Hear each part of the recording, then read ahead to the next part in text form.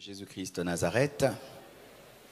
Et je salue tous nos frères qui nous suivent de par le monde entier sur Compassion TV. Je vous salue et salue ton voisin. Alléluia.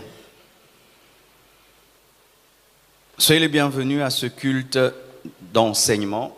Mercredi, c'est plus la soirée de gloire, c'est un culte d'enseignement et c'est vendredi que nous avons des temps de louange et d'adoration et de témoignages et de miracles où nous ne prêchons pas. Aujourd'hui, je vais commencer des enseignements sur Jésus-Christ. Je commence aujourd'hui sur la puissance du sang de Jésus-Christ. Peut-être ça va me prendre 2 semaines. Et puis je vais parler de la puissance du nom de Jésus-Christ. Et puis je vais parler de la puissance du corps de Jésus-Christ. Et puis je vais parler de la puissance de la résurrection de Jésus-Christ. Et puis je vais parler de la puissance du corps de Christ. Je vais parler de la puissance de l'Esprit de Christ. Je vais parler de Jésus, de Jésus, de Jésus, de Jésus, de Jésus, de Jésus, de Jésus. Amen. C'est pourquoi on a remis aussi notre écran là-bas. Jésus-Christ est le même. Alléluia. Et il y a eu beaucoup de frères et sœurs qui se sont plaints. Pasteur, tu as enlevé Jésus-Christ. On l'a remis. Amen. On a remis. On vous écoute aussi. Amen. Dis à ton voisin, pasteur Ayo Kaka. Amen. Avant de passer à la prédication, je vais vous lire 3 témoignages qui m'ont béni, des choses que Jésus-Christ a faites. Et ça peut toujours édifier la foi de quelqu'un parce qu'il est vivant parmi nous. Amen. Il y a un serviteur de Dieu qui est venu me voir, je crois, c'était dimanche. Il avait une béquille, il a été attaqué par un esprit de paralysie, c'est-à-dire qu'il dormait, il était normal. Et puis tout d'un coup, il a vu une ombre noire qui l'a frappé au niveau du visage. Et tout d'un coup, il a perdu la sensibilité de son côté droit, sa main et son pied. Un homme de Dieu est venu, il m'en a parlé. Et puis j'ai dit, tu peux lui donner mon numéro de téléphone. Il m'a écrit et je l'ai invité le dimanche ou mardi, quelque chose comme ça.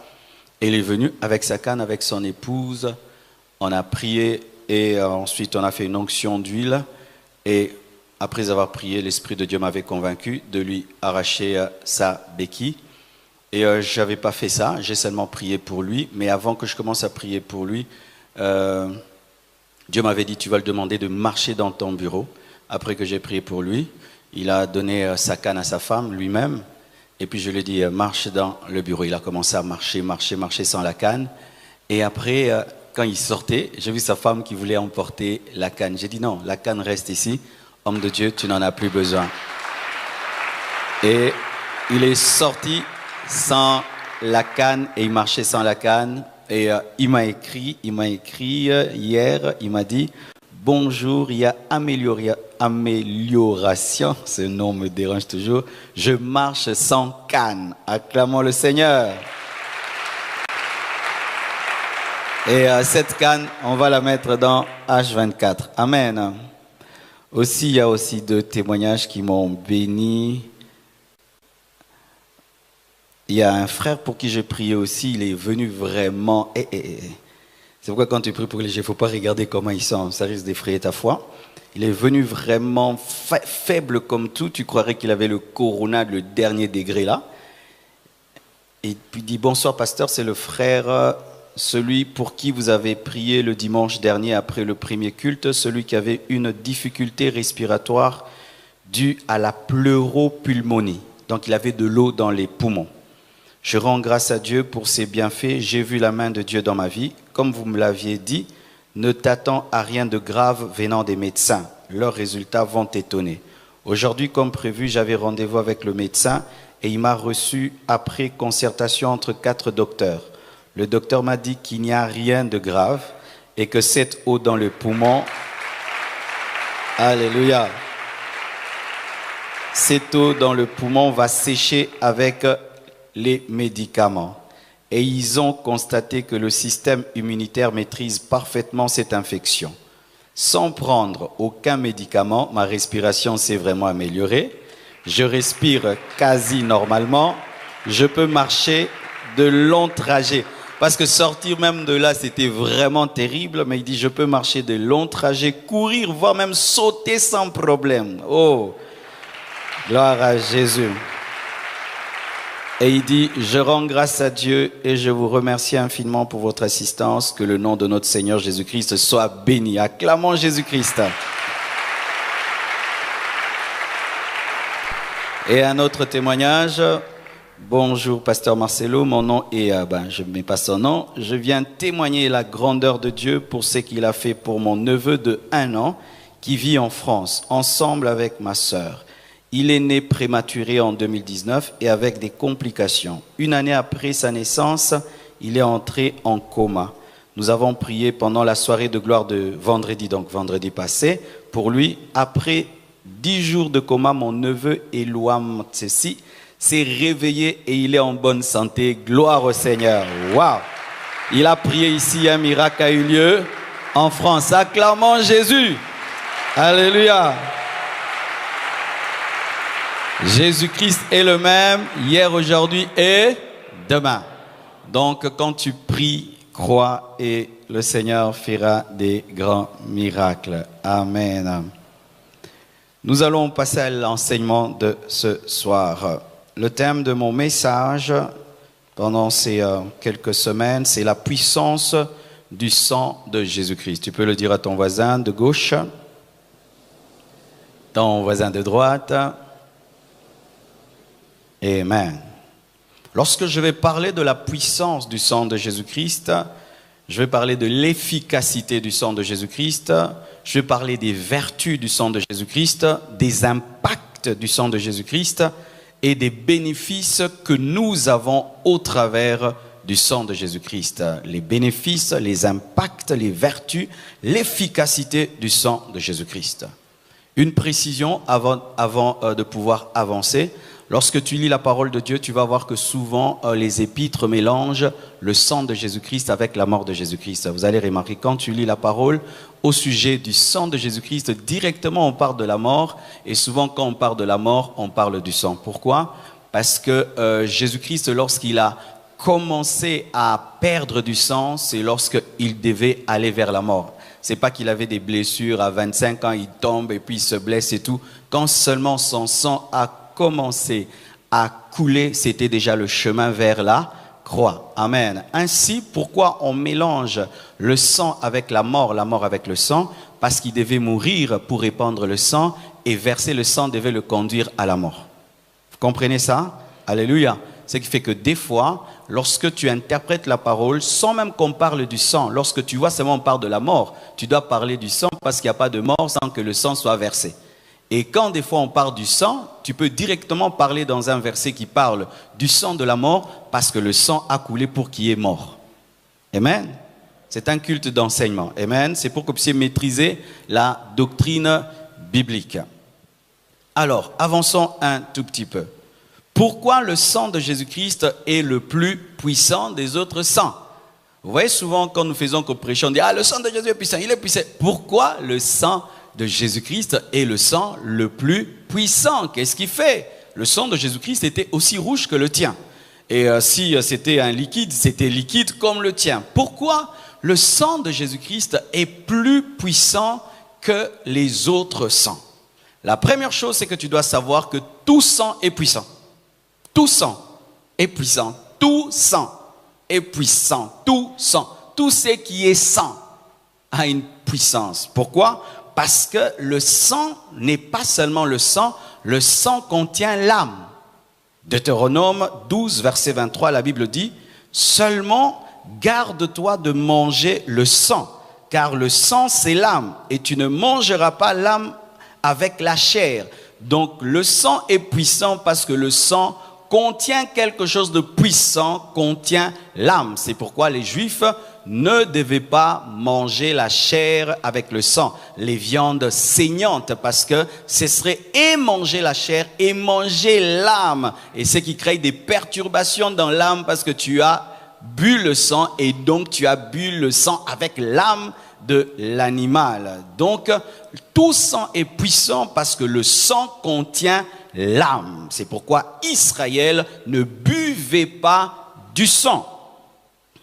Et aussi, pourquoi le sang de Jésus-Christ est le plus puissant? Parce que son sang est plus puissant que le sang d'Adam. Vous devez savoir que le sang d'Adam est un sang très très puissant. Pourquoi? Parce qu'un seul homme a péché, mais il a engendré des pécheurs.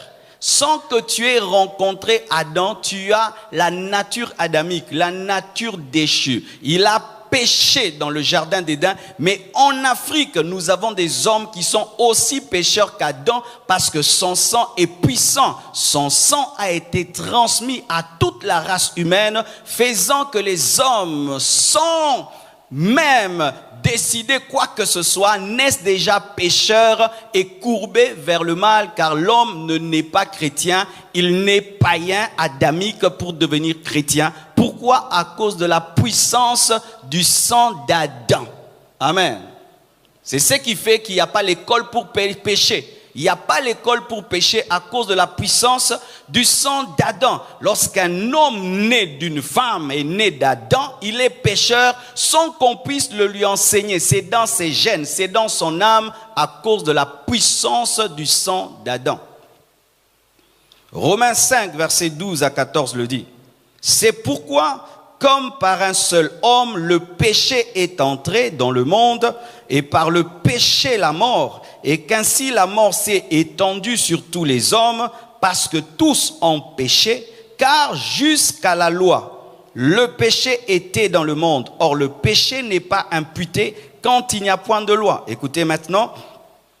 Cependant, la mort a régné depuis Adam jusqu'à Moïse, depuis Adam jusqu'à Moïse, même sur ceux qui n'avaient pas péché par une transgression semblable à celle d'Adam, lequel est la figure de celui qui devait venir. La puissance du sang d'Adam, c'est que sans que tu commettes le péché d'Adam, tu as le péché d'Adam.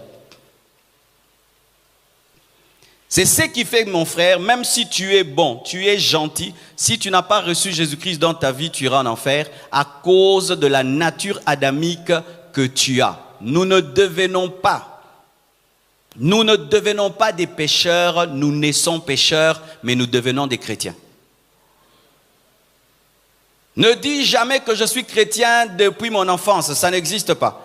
Je suis chrétien depuis ma naissance, ça n'existe pas. Nous sommes pécheurs depuis notre naissance à cause de la puissance du sang d'Adam. Amen. Hein? Le sang, tout sang est puissant, même le sang des animaux, tout sang est puissant. Et nous voyons l'exemple d'un sang déchu, mais qui est puissant, capable de communiquer le mal aux autres. C'est pourquoi, lorsque tu n'avais pas Jésus-Christ, tu te comportais comme ton père, comme ta mère, à cause de la puissance du sang. Alléluia.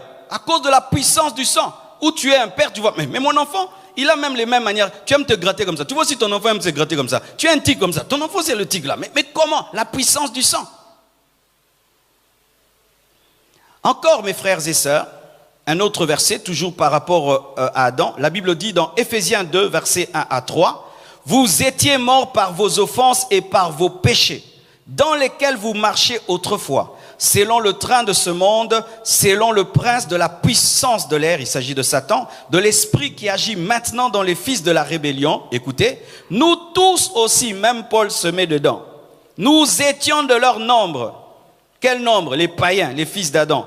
Nous vivions autrefois selon les convoitises de la chair. Et les convoitises de la chair proviennent de quoi? De la nature déchue d'Adam.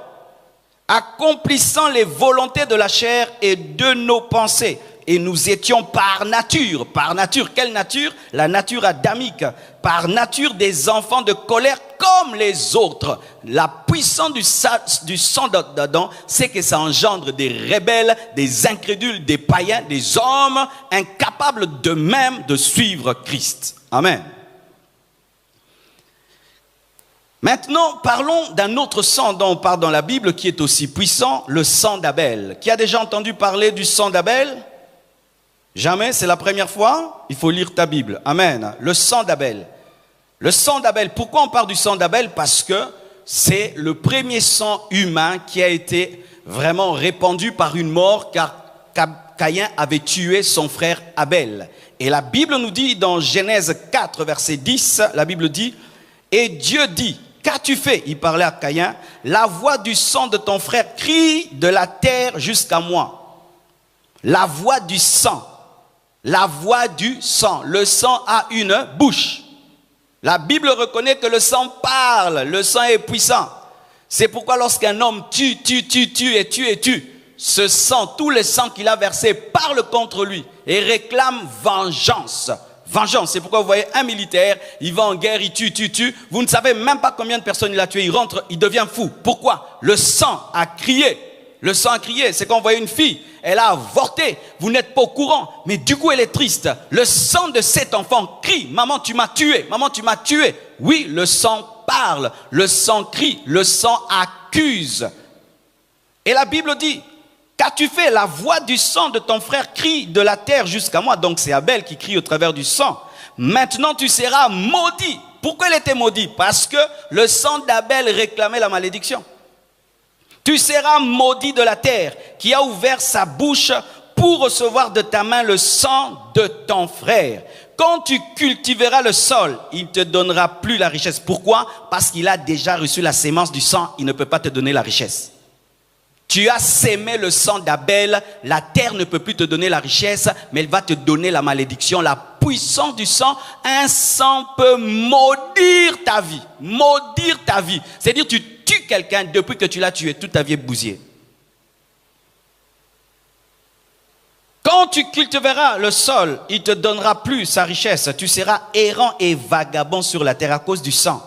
Caïn dit à l'Éternel, mon châtiment est trop grand pour être supporté. Le sang d'Abel a déclenché un châtiment que Caïn ne pouvait supporter. La puissance du sang. Dieu reconnaît la puissance du sang d'Abel, un sang qui parle, un sang qui crie vengeance. Rappelez-vous, nous sommes en train de parler de la puissance du sang de Jésus-Christ. Mais pour que vous puissiez comprendre la puissance du sang de Jésus-Christ, vous devez comprendre la puissance du sang d'Adam, la puissance du sang d'Abel, parce que ce sont des sangs dont on parle dans la parole. Maintenant, parlons de la puissance des sangs des animaux. Pourquoi? Parce que avant la grâce, lorsque l'homme péchait, il offrait des animaux. Et c'est Dieu qui a établi le sacrifice des animaux. Et voyons maintenant la puissance du sang des animaux.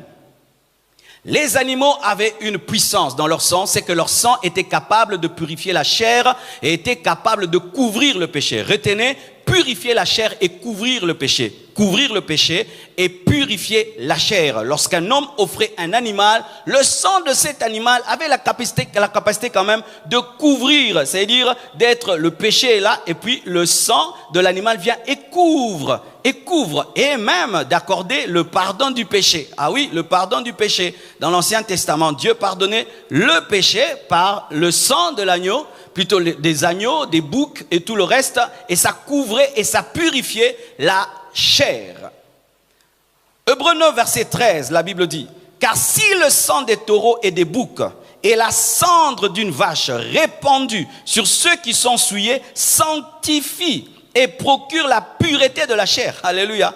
L'auteur des Hébreux reconnaît que le sang des taureaux et des boucs pouvait sanctifier la chair et pouvait purifier la chair. C'est écrit dans la parole. Psaume 85, verset 2, dans d'autres versions, verset 3. La Bible dit encore, tu as pardonné l'iniquité de ton peuple dans l'Ancien Testament, c'est pas dans le Nouveau Testament. Tu as couvert tous ses péchés. Tu as couvert. On ne dit pas ôté, on dit couvert. David reconnaît que dans l'Ancien Testament, par les sangs des animaux, les péchés pouvaient être couverts. Les péchés pouvaient être couverts par le sang des animaux. Alléluia. Donc la puissance du sang des animaux, c'était que ça pouvait purifier la chair et ça pouvait couvrir le péché et permettre à Dieu de pardonner les péchés. Amen. Entrons en profondeur. Quelle est à présent la supériorité du sang de Jésus-Christ sur le sang des boucs, des agneaux, sur le sang d'Adam, sur le sang d'Abel?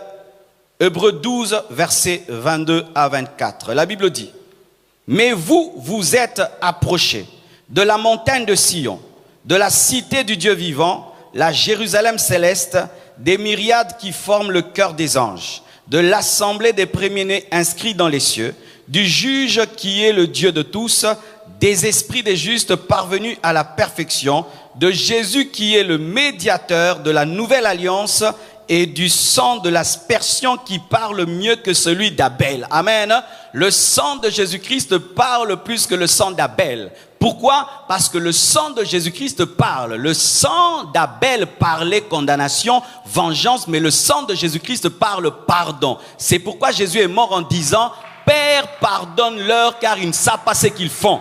Lorsque le sang de Jésus-Christ crie, il crie pardon. Lorsque le sang d'Abel crie, il crie vengeance. C'est pourquoi le sang de Jésus-Christ est supérieur au sang d'Abel, car son message est supérieur au sang d'Abel. Alléluia. Donne-moi la main, je vais t'expliquer.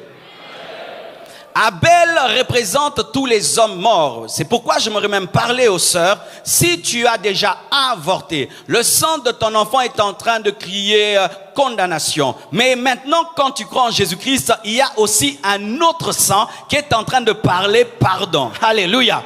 Et la voix du sang de Jésus-Christ est supérieure à la voix de l'enfant qui était avorté, ce qui fait que Dieu n'entendra plus le sang de l'enfant qui était avorté, mais entendra la voix de son fils Jésus-Christ qui est supérieur au sang de l'enfant qui a été avorté. Donne-moi un amen. J'aimerais que toute sœur qui dans sa vie a déjà avorté puisse croire en cette parole. Le sang de Jésus-Christ parle plus que le sang d'Abel. Le sang de Jésus-Christ parle plus que le sang de ceux qui me condamnent. Alléluia. Ce qui fait que si Caïn avait reçu Jésus-Christ, même si la voix d'Abel parlait dans le sang, Jésus-Christ allait le bénir et il allait s'aimer et la terre allait lui donner de la richesse. Amen. Amen. Si tu as un sang familial qui parle mal, sache que lorsque tu crois en Jésus-Christ, la voix du sang détruit la voix du sang de la famille. Oh, c'est pourquoi moi je ne peux pas dire que j'ai le sang de la sorcellerie. Je n'ai pas le sang de la sorcellerie parce que maintenant il y a un sang qui parle plus que le sang d'Abel, plus que le sang de mon père, plus que le sang de mon oncle, plus que le sang des féticheurs, plus que le sang de la magie, plus que le sang de la famille, de la tribu. Le sang de Jésus-Christ parle plus que le sang d'Abel. Amen. Même si tu as déjà tué un homme et tu es venu à Christ, le sang d'Étienne n'a pas détruit le sang de Jésus-Christ. Paul a participé à la mort d'Étienne, mais quand il a cru en Jésus-Christ, la voix du sang de Jésus-Christ a avalé la voix du sang d'Étienne et il est devenu un puissant apôtre. La puissance du sang te libère de la condamnation, te libère de la culpabilité, te libère de la condamnation, te libère de la culpabilité, te libère de la condamnation, te libère de la culpabilité. La puissance du sang de Jésus-Christ. J'aime ce que je suis en train de dire. It's wonderful. It's beautiful. L'évangile, c'est tout. Ce n'est que l'évangile. Écoutez encore ceci, la Bible dit. Hébreux 9, verset 11 à 14. Écoutez ceci. Mais Christ est venu comme souverain sacrificateur des biens à venir. Il a traversé le tabernacle plus grand et plus parfait. Écoutez bien, hein, il a traversé le tabernacle plus grand et plus parfait. J'aimerais que tu me suives avec ta Bible. Amen. Donc il y avait un tabernacle petit et un autre plus grand. Vrai ou faux? Ce verset nous révèle qu'il y a deux tabernacles. Un petit tabernacle et un grand tabernacle. Un tabernacle imparfait et un tabernacle parfait. N'est-ce pas? N'est-ce pas?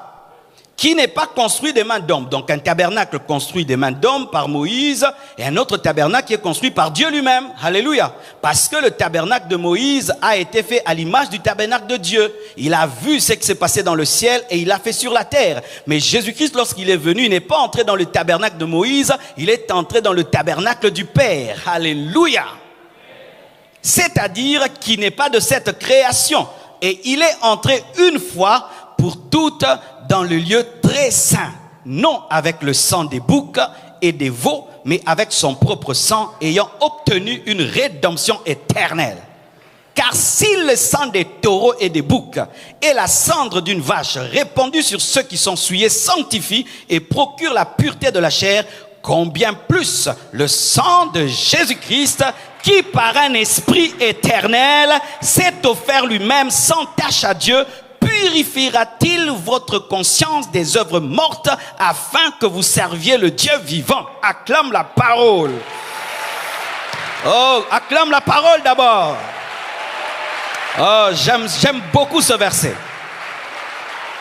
Oh, gloire à Dieu.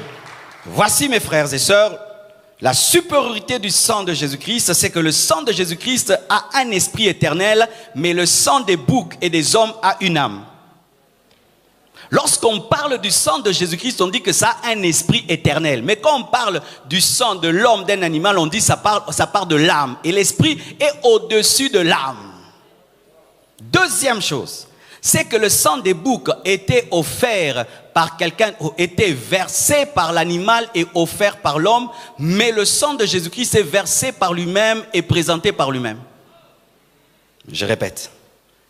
Aaron devait tuer un animal et prendre le sang de l'animal, pas son propre sang, et ainsi se présenter devant Dieu avec le sang qu'il n'a pas versé. C'est un sacrificateur un peu irresponsable qui tue quelqu'un d'autre pour sauver. Mais Jésus n'a pas tué quelqu'un pour établir son royaume. Lui-même a accepté de mourir et il a pris son propre sang pour le présenter à Dieu. Alléluia. C'est un sang qui provient d'un responsable. Alléluia. Le souverain sacrificateur mettait ses mains sur un animal afin de communiquer le péché, les péchés du peuple. Mais Jésus n'a pas imposé les mains sur quelqu'un d'autre, mais il a accepté, lui, de porter nos péchés et de mourir pour nos péchés et de présenter pas le sang de quelqu'un d'autre, mais son propre sang. Une autre chose, c'est que le sang des animaux devait être présenté régulièrement, afin de purifier et d'apporter le pardon, mais le sang de Jésus-Christ a été présenté une seule fois. Une seule fois. Je dis une seule fois, mais pour apporter un pardon éternel. Le sang des animaux était présenté souvent pour apporter un salut limité, mais le sang de Jésus-Christ était présenté une seule fois, mais pour donner un pardon et un salut, une rédemption éternelle. La puissance du sang de Jésus-Christ, c'est que c'est une dose unique. Dose unique. J'ai dit dose unique. Il n'y aura plus une deuxième croix, ni une troisième croix. Jamais Jésus-Christ ne remontera encore à la croix parce que c'est une dose unique pour toute l'humanité. La puissance du sang de Jésus-Christ, c'est que le sang de Jésus-Christ n'a pas besoin d'être versé dans le 21e siècle pour sauver le 21e siècle. Mais nous sommes dans le 21e siècle, mais nous sommes en train de vivre les déflagrations de la puissance qui s'est manifestée à Golgotha jusqu'à présent. Pourquoi? La puissance du sang de Jésus-Christ, c'est un sang qui ne pourrit pas, même s'il a séché à la croix, mais spirituellement, il n'a pas séché. Sa puissance continue et sa puissance continue une seule fois. C'est pourquoi ne demande jamais à Dieu de verser le sang de Jésus. Oh, Dieu verse le sang de Jésus. Il va te dire, je l'ai déjà fait. Toi, tu dois croire. Les chrétiens aujourd'hui, ils versent le sang de Jésus. Le sang de Jésus a déjà été versé. Tu dois t'approprier des bénéfices du sang de Jésus-Christ. C'est comme si la douche est ouverte, mais tu dis, ouvre la douche. Entre dans la douche et mouille-toi. Donne-moi un amen, donne-moi un amen, donne-moi un amen. De la même manière que nous ne pouvons pas dire à Dieu d'envoyer le Saint-Esprit dans ce monde parce qu'il est déjà là, nous ne pouvons pas aussi demander à Dieu d'envoyer le sang parce que le sang est déjà là. Tu dois croire au sang. Et encore, lorsque Jésus-Christ a présenté le sang, son sang n'a pas été présenté dans un tabernacle fait d'hommes, mais fait par Dieu. C'est-à-dire que lorsque Jésus-Christ est mort, sur le plan physique, les gens le voyaient à la croix, mais sur le plan spirituel, il était dans un tabernacle encore plus grand. Alléluia. Et sachez qu'il n'a pas présenté ce sang au diable, il l'a présenté au Père. Donne-moi la main. Oui, beaucoup de gens pensent que Jésus-Christ, quand il est mort, il a présenté son sang à Satan. Non, celui qui crée le tabernacle, ce n'est pas le diable, ce n'est pas le tabernacle du diable. Lorsqu'on versait le sang même des animaux, on le versait devant le propitiatoire, sur le propitiatoire. Et le propitiatoire était créé par Dieu et pour Dieu. Et donc Jésus-Christ aussi ne l'a pas présenté à Satan, mais il l'a présenté à Dieu. Et c'est Dieu qui le présente à Satan. Alléluia. Tout ça pour toi. Dis tout ça pour moi. Dis tout ça pour moi. Tout ça pour moi. Alléluia. Alléluia. Et il a été offert par une personne parfaite. Aaron avait des défauts. Vous savez ça? Aaron avait des défauts. C'est pourquoi lorsqu'il entrait dans le Saint des Saints, il entrait seulement une fois l'an parce qu'il était imparfait. Il devait se préparer pendant une année pour entrer pendant quelque temps seulement dans le Saint des Saints, et il fallait qu'il puisse remplir le lieu très saint de fumée, afin de dire à Dieu, ne me considère pas, mais considère la fumée, considère le sacrifice, le parfum. Moi je suis indigne, mais Jésus-Christ est entré comme indigne, il est l'agneau de Dieu sans tache. Il est un agneau sans tache afin de donner un salut parfait. Alléluia. Les offrandes du temps de l'Ancien Testament ne pouvaient amener à la perfection parce que c'était des offrandes imparfaites. Mais seule l'offrande de Christ a pu amener un salut parfait parce que c'était offert par une personne parfaite. Jésus n'a jamais péché en parole, en pensée, en action. Et même le sang qu'il a offert n'était pas infecté par le sang d'Adam parce que Joseph n'avait pas participé à sa naissance. Oh, donne-moi l'amen. Le sang de Jésus-Christ ne contient pas le sang d'Adam. Vous savez ça? Parce que Joseph n'a pas participé. C'est un enfant miraculeux qui était déposé dans le ventre d'un enfant. Parce qu'en soi, Jésus pour venir sur la terre avait besoin de la porte de la terre. Et la porte de la terre, c'est la femme. C'est pourquoi il est passé par la femme. Et il n'est pas passé par Adam. Il n'est pas passé plutôt par Joseph. Afin de ne pas être infecté par le sang d'Adam. Et qu'il puisse nous donner un salut parfait. Tu as un salut parfait parce que le sang qui a été versé est un sang parfait. Alléluia. Alléluia. Gloire à Dieu.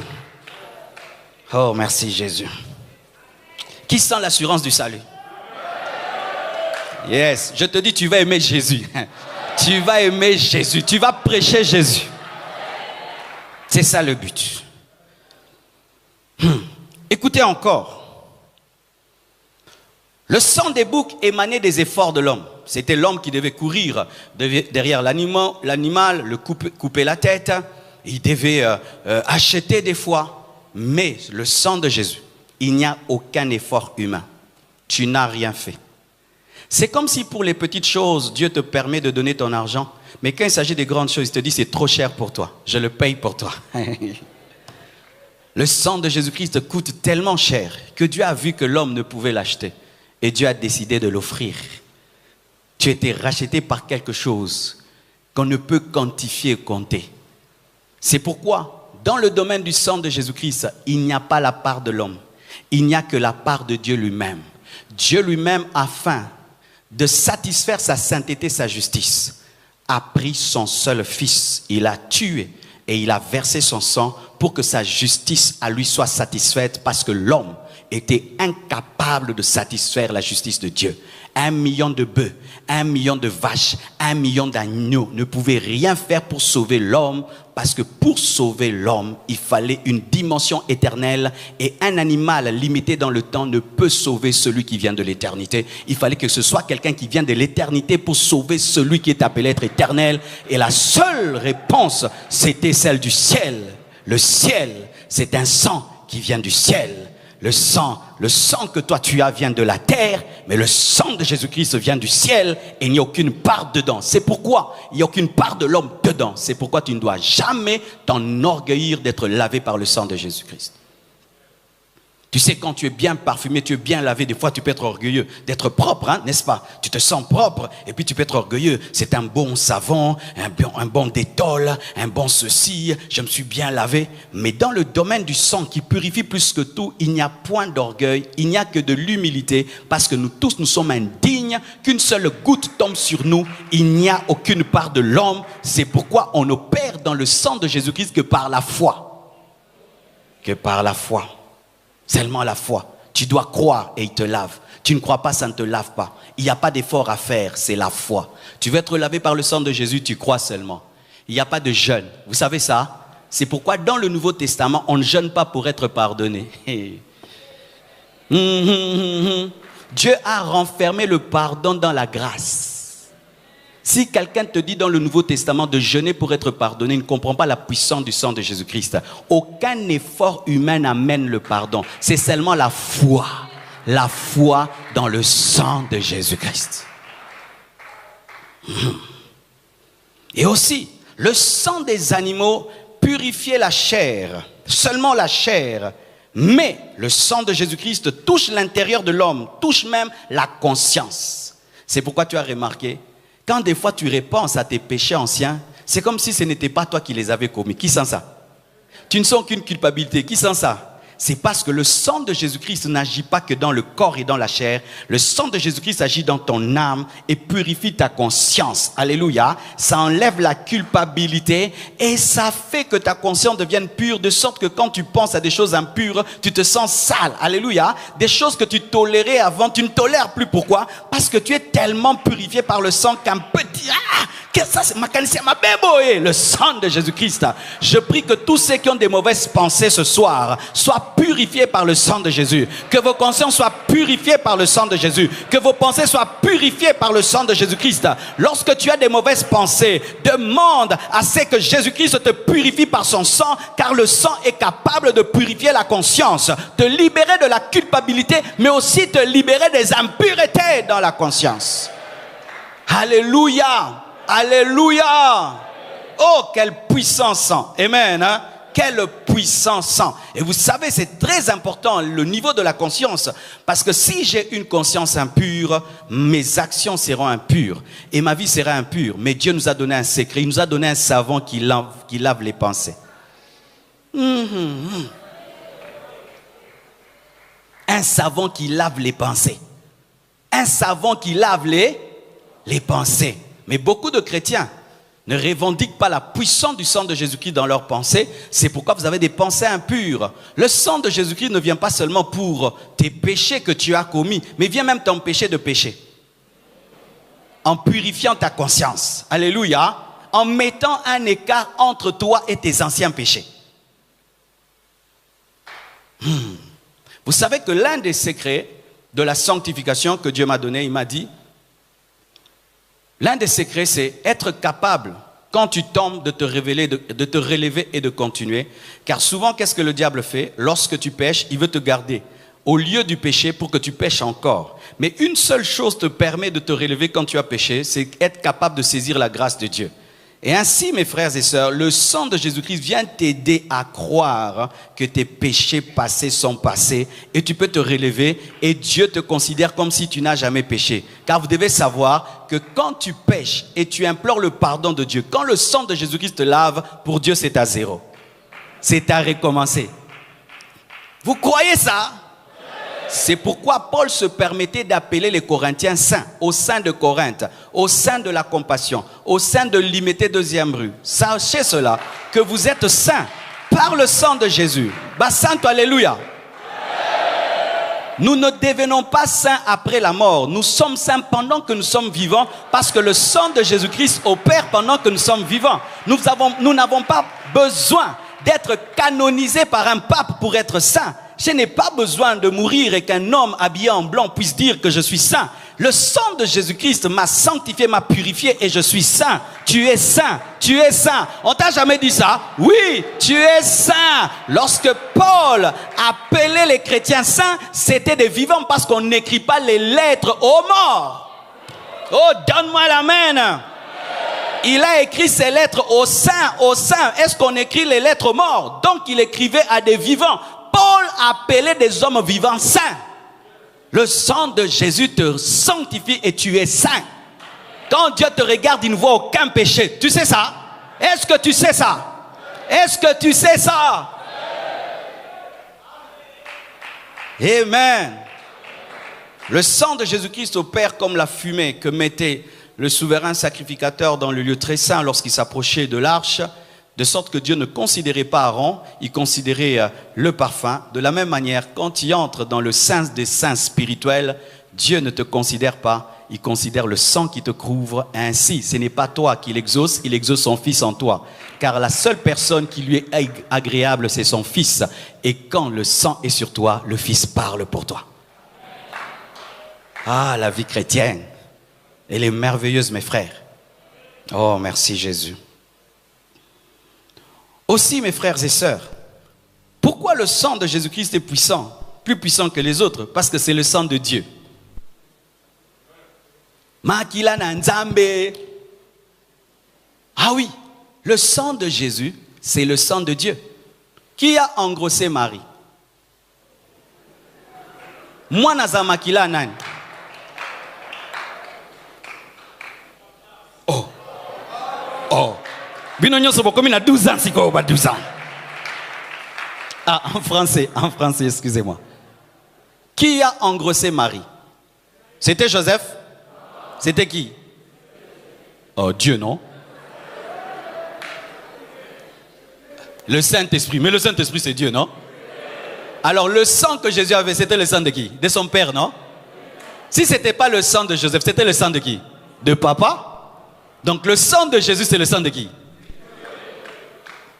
Oh. Mais c'est ça, non? Oh, tu n'as jamais su ça? Oh, tu n'as jamais su ça? Écoutez mes frères, la vie chrétienne commence par un miracle. Quel est ce miracle? Une vierge a conçu par la puissance de Dieu. Si tu ne crois pas ça, tu es dans tes péchés. Parce que si tu ne crois pas que Jésus-Christ est né miraculeusement, déposé dans le ventre d'une vierge, donc sans relations intimes, mais il avait le sang, et ce sang était déposé par le Père dans le ventre de Marie, tu ne peux pas être sauvé parce qu'un sang humain ne peut sauver les humains. Ce n'est que le sang divin qui peut sauver les hommes. Ainsi, le sang de Jésus, c'est le sang de Dieu. Et on dit que ça a un esprit éternel. Un esprit éternel. C'est le sang de Dieu. C'est pourquoi le sang de Jésus est puissant. Donne-moi un amen, je vais t'expliquer. Écoute, mon frère.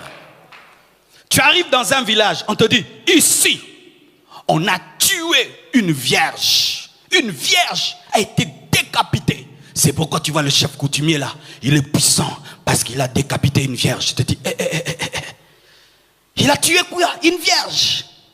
Ah non, il doit avoir une grande puissance. Et puis tu entends encore un autre. Tel homme ici, il a enterré 12 têtes de bouc pour avoir le pouvoir. 12 têtes de bouc. 12 têtes de bouc. Mais maintenant, j'aimerais te dire, il y a le frère Marc, lui, il a tué Dieu.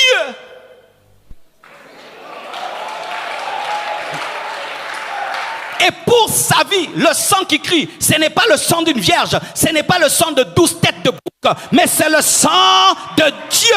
Une telle personne aura quelle destinée? C'est pourquoi le salut touche la terre, mais ne reste pas sur la terre, t'amène jusqu'au ciel, dans la nouvelle Jérusalem céleste. Pourquoi? Le sang qui a coulé est trop puissant.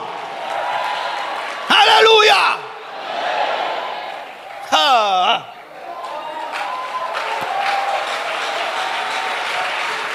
Lorsque quelqu'un joue avec toi, dis-lui, attention, tu ne sais pas qui moi j'ai tué.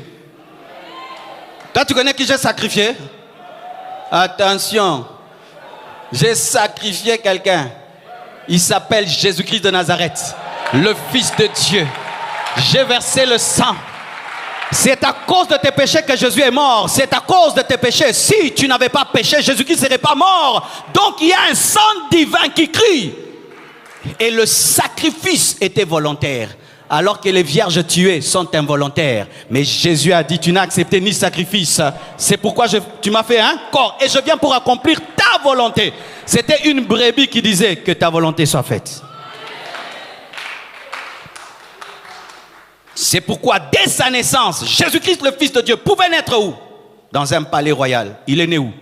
Dans une étable, parmi des animaux qui offrent leur sang afin de prophétiser rien que par sa naissance et le lieu de sa naissance, que je suis né pour mourir, je suis un sacrifice.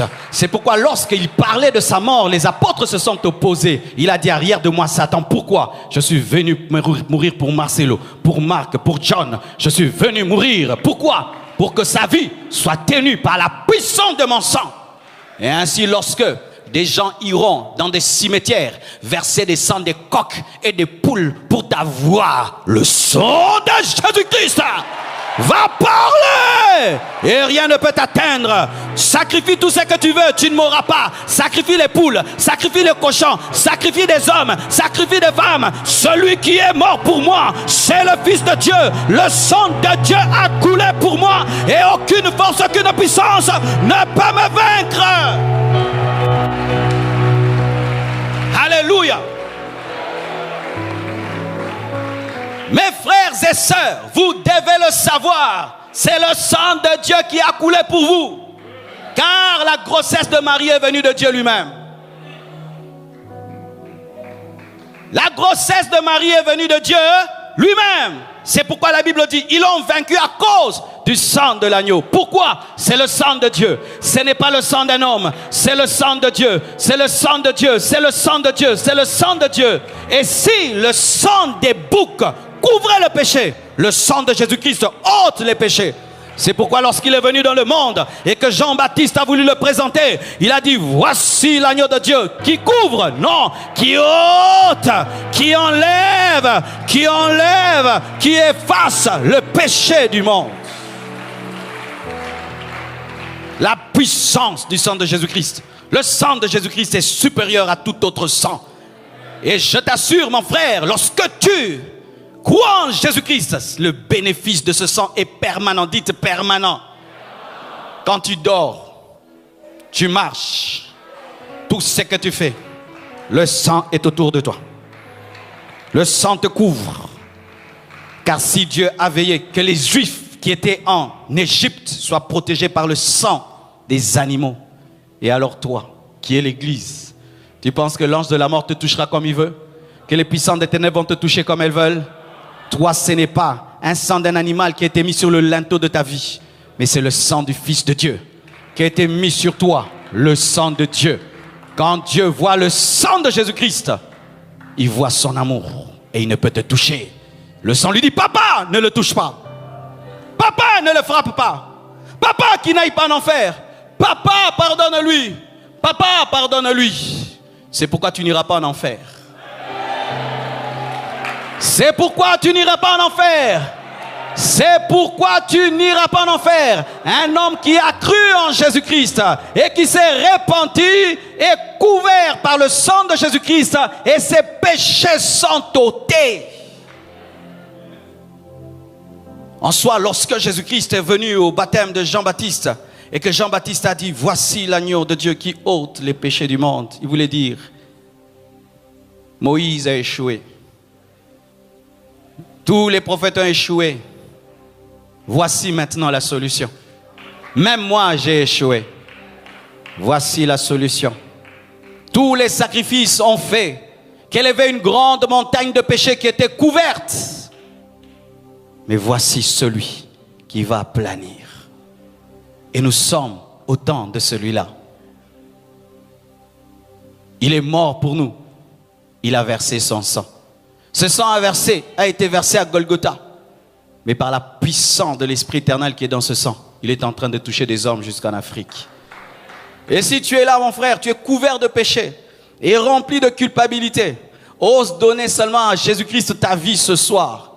Et tu vas recevoir une paix qui va te confirmer que ce sang efface les péchés. Je ne sais pas si ça t'est arrivé, mais moi, le jour où je me suis converti, c'est ce que j'ai senti. J'ai senti que mes péchés étaient effacés. Je me suis donné à Christ à l'âge de 15 ans, mais j'avais une vie de péché comme si j'avais 30 ans.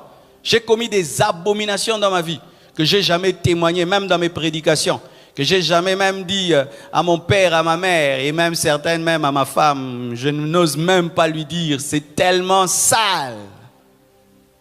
Mais même ces péchés sales-là, Jésus a tout ôté. Il a tout enlevé. Il a tout ôté. Même les péchés dont tu as honte, que tu ne peux dire à personne. Et quand même ça remonte vers toi, tu te dis, comment j'avais pu faire ça? Même ces péchés-là. Le sang de Jésus-Christ est capable d'ôter, pas de couvrir. Parce que lorsqu'on couvre, la conscience te rappelle toujours tes péchés. Parce que chaque fois, il faut couvrir, couvrir, couvrir. Mais une fois que tu as cru en Jésus-Christ, c'est ôté, c'est enlevé pour toujours. Dieu ne viendra même pas te rappeler le péché parce qu'il a oublié. Le sang de Jésus-Christ rend Dieu amnésique. Il oublie même les péchés que tu as commis.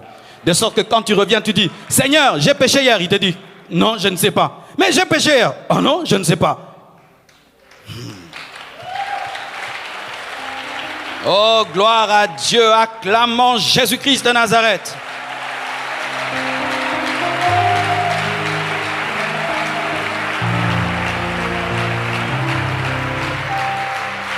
Alléluia. C'est pourquoi, frères et sœurs, ne faites pas ces choses. Quand tu veux dormir, tu mets une calebasse devant ta porte et tu dis, les sorciers ne vont pas traverser la calebasse. Ils sautent déjà la mer Rouge. Ils sautent déjà le Kouilungongo, je ne sais pas quoi. Ils sauteront si ta calebasse même en rigolant. Mais je te dis, il y a plus que ta calebasse. Autour de ta maison, il y a le sang de Jésus-Christ. Et les esprits ne peuvent traverser. Si tu le crois, c'est ce qui va t'arriver. Si tu le crois, c'est ce qui va t'arriver. Si tu le crois, c'est ce qui va t'arriver. Si tu le crois, c'est ce qui va t'arriver. La puissance du sang de Jésus-Christ. Un esprit éternel. Oh, mes frères et sœurs, pour inaugurer la loi, il fallait que le sang coule. Et pour inaugurer la grâce, il fallait que le sang du Fils de Dieu coule. Tu es dans une alliance bâtie, pas sur n'importe quel sang. Le sang divin, le sang parfait. Et ce sang fait de toi un héritier. D'ailleurs, je vais m'arrêter là pour vous expliquer quelque chose. Voici ce qui nous arrivait. Avant que Christ ne vienne, nous étions esclaves du diable, esclaves du péché, esclaves de la mort, mais esclaves aussi de la loi de Dieu parce que nous étions incapables d'accomplir la loi de Dieu. Et Dieu, quand il nous a vus dans le péché, sa justice et sa sainteté réclamaient notre mort. Et nous devions mourir parce que tous ont péché et sont privés de la gloire de Dieu. Le salaire du péché, c'est la mort. Et il fallait que nous puissions mourir. Dieu, dans son amour, a regardé en lui-même et il a trouvé son Fils. Et il l'a envoyé avec la chair et avec le sang. Et quand Christ est mort, le sang qu'il a répandu a servi à notre rédemption et à notre rachat. Qu'est-ce que la rédemption? La rédemption, c'est le fait de payer la dette d'un homme qui est devenu esclave à cause de sa dette. Payer la rançon de quelqu'un afin qu'il soit libéré de la mort, libéré de l'esclavage. C'est appelé aussi rachat, appelé aussi rédemption. Ainsi, Jésus-Christ a présenté au Père son sang pour que la condamnation qui était sur nous vienne sur lui et que nous puissions être déclarés justes sans avoir pratiqué une seule bonne œuvre. Tu sais, quand je dis ça, un religieux, il ne croit pas. Bien-aimé, tu étais comme un homme qui avait une dette d'1 million de dollars et tu étais en prison à cause de cela. Et tu allais finir en prison à cause de cela. Mais qu'est-ce qui est arrivé? Le propriétaire de la banque, il t'a tellement aimé et il a demandé à son fils de payer ta dette afin que tu sois en ordre avec lui sans que tu aies rien fait. C'est ça la rédemption, c'est ça le rachat. Et au lieu de donner des billets de banque, il a donné son sang. Pourquoi? Parce que ta valeur n'est pas comptabilisable en argent, mais est comptabilisable que dans la divinité. C'est pourquoi il a donné lui-même.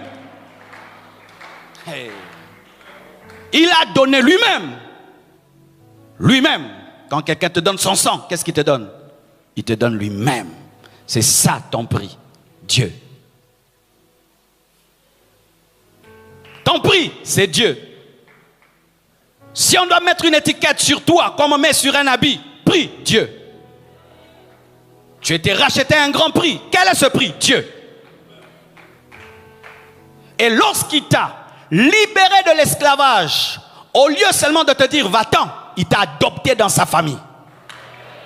Il dit maintenant tu deviens co-héritier avec moi. Celui qui est ton rédempteur devient ton grand frère. Et sachez-le, depuis que nous sommes là, Dieu n'a plus un fils unique. Dieu n'a plus de fils unique. Je suis fils de Dieu, tu es fils de Dieu.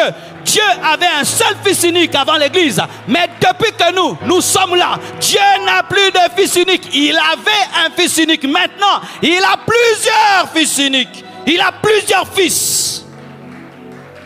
Quel amour, mes frères. Tu libères un esclave. Au lieu seulement de lui dire va-t'en, tu dis non, tu vas habiter dans cette maison. Tu vas avoir le sang de papa. Nous allons t'adopter. Et ainsi par le Saint-Esprit nous crions Abba Père. Abba Père. Nous appelons le Père Papa comme Jésus l'appelle Papa. La puissance du sang de Jésus-Christ fait de toi un héritier de Dieu. Un co-héritier avec Christ. Un héritier. Mais quel est ton passé? Esclave, endetté, incapable de payer sa dette. On a payé pour toi. Le sang, il t'a racheté. Et il t'a élevé. Car le sang élève. Le sang élève. Le sang élève. Jésus est venu dans le ventre de Marie. A fait de Marie qui? L'une des femmes les plus connues au monde. Vrai ou faux? Le sang élève. Un homme entre dans la vie d'une femme. Il engrosse. Elle devient maman. Le sang élève. Et tu penses que Jésus-Christ peut venir dans ta vie et te laisser tel que tu es. Le sang élève.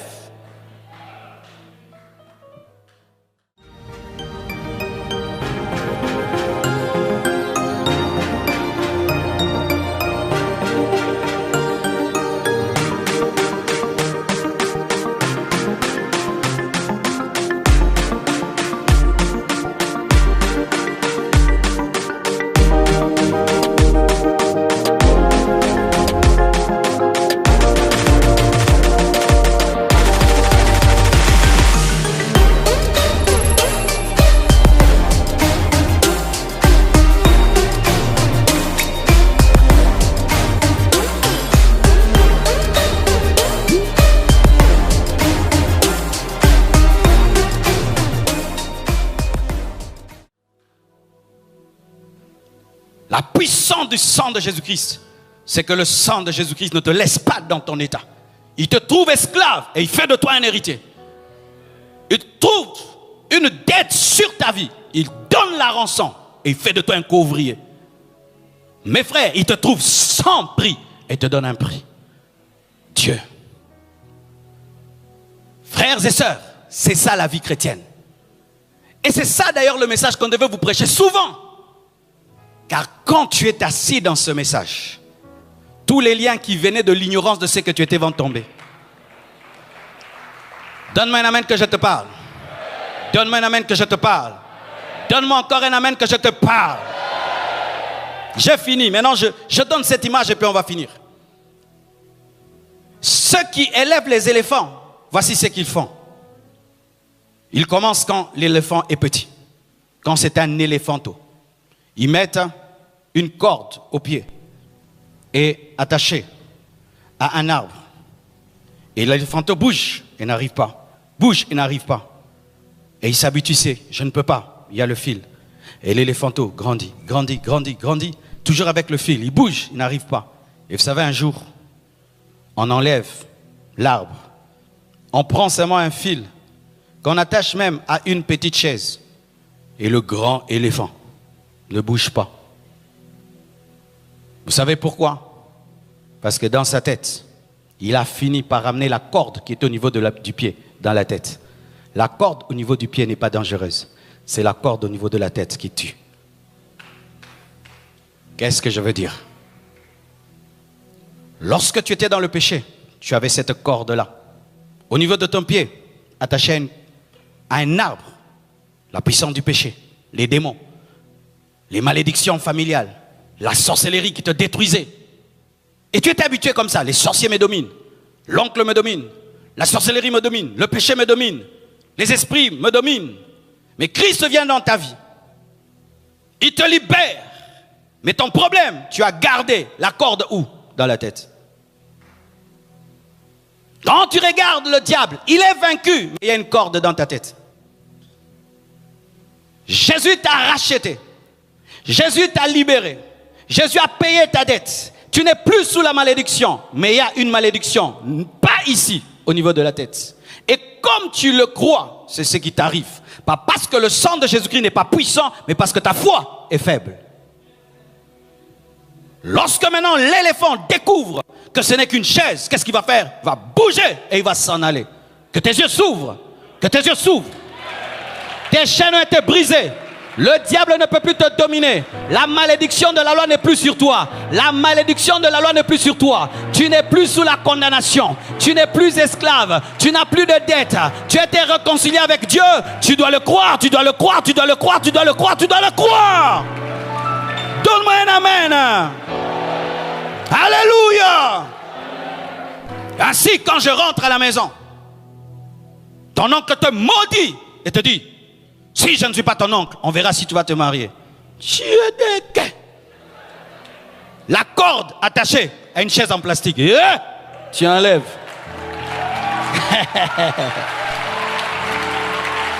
Si je ne suis pas le chef du quartier, on verra si tu vas prospérer dans ce quartier. Tu regardes la corde attachée à une chaise en plastique, tu enlèves. Toi, tu vas rentrer dans tes péchés. Toi, est-ce que tu arrives à faire un jour sans fumer? Tu vas fumer, tu vas fumer, tu vas fumer, tu vas fumer. Tu regardes la corde attachée à une chaise en plastique, tu enlèves. Depuis que tu as cru en Jésus-Christ, tu as été libéré. Depuis que tu es venu ici et tu as donné ta vie à Jésus-Christ, tu as été libéré, tu as été délivré, tu as été affranchi, tu as été racheté, tu as été béni, tu as été purifié, tu as été élevé depuis ce jour-là. Alléluia. Que je gêne pas, ça m'arrive. Que je ne gêne pas, ça m'arrive. Que je ne gêne pas, ça m'arrive.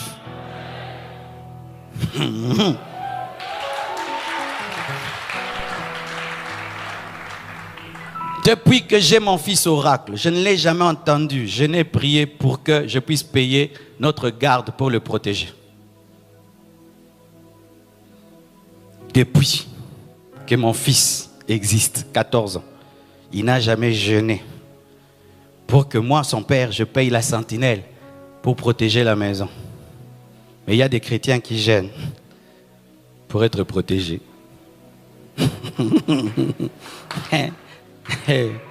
Tu as encore la corde dans la tête. Moi, je gêne pour être concentré sur papa. Comme Oracle, des fois, s'il cause beaucoup avec moi, il dit: papa, je ne te gêne pas. On cause tellement bien. Je ne mange pas. Je ne vais pas te déjeuner. Je vais causer avec papa. Dans la nouvelle alliance, on gêne pour se concentrer sur papa. Des fois, je joue avec lui. On dit: viens manger. Non, je vais continuer à jouer au ballon avec papa. C'est-à-dire, tu as une telle soif de l'intimité avec papa. Tu dis: je ne mange pas. Mais ce n'est pas pour être protégé. Ça, j'ai déjà reçu, sans demander. Et la vie chrétienne, elle est extraordinaire. Mais le problème souvent, c'est trop beau que nous n'y croyons pas. On a besoin de faire des efforts. Et on fait beaucoup d'efforts. Mais où est-ce qu'on en est? Rien. Entrez dans la foi de ce que vous êtes déjà. Marchez avec assurance. Croyez que le sang vous couvre. Et je te dis, tes sommeils vont changer. Toi qui sentais on ne t'étouffera plus. Pourquoi? La connaissance agrandit les coups.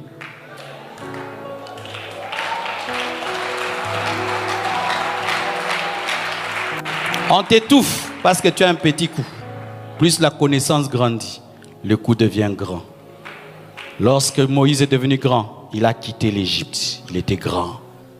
Les sorciers t'effrayent, ta connaissance est petite.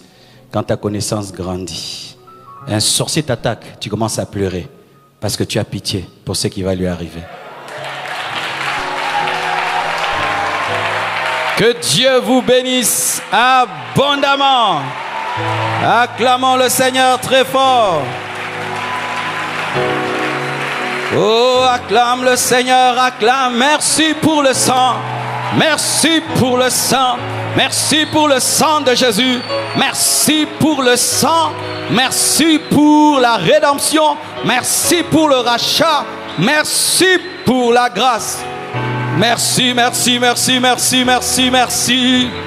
Est-ce qu'il y a quelqu'un qui veut donner sa vie à Jésus ce soir?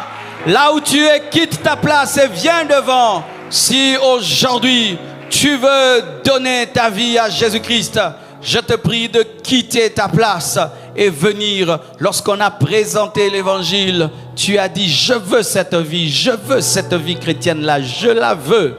Quitte ta place et viens devant et nous allons prier. Approchez-vous, approchez-vous. Même vous qui nous suivez sur Internet, tu veux cette vie chrétienne, tu la veux, tu la désires. Là où tu es sur Internet, dans ton salon, dans ta chambre, où que tu sois dans ta voiture, donne ta vie à Jésus-Christ. Donne ta vie à Jésus-Christ. Aujourd'hui, le sang de Jésus va te laver. Le sang de Jésus va te purifier. Le sang de Jésus-Christ va te laver. Il va ôter tous tes péchés, tous tes péchés, tous tes péchés, tous tes péchés. Alléluia. Gloire à toi, Père. Nous te rendons grâce. Oh, acclamons pour ses frères, pour ses sœurs.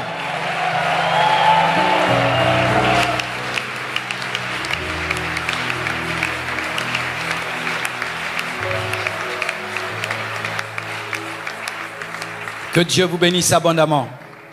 Aujourd'hui, vos péchés seront lavés, effacés, ôtés totalement.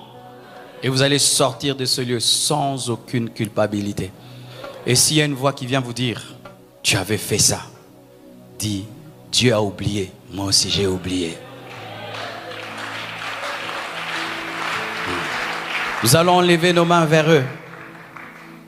Et pendant que je fais la prière du pécheur avec eux, nous prions. Vous allez prier avec moi cette prière que plusieurs millions de personnes ont eu à faire dans le monde.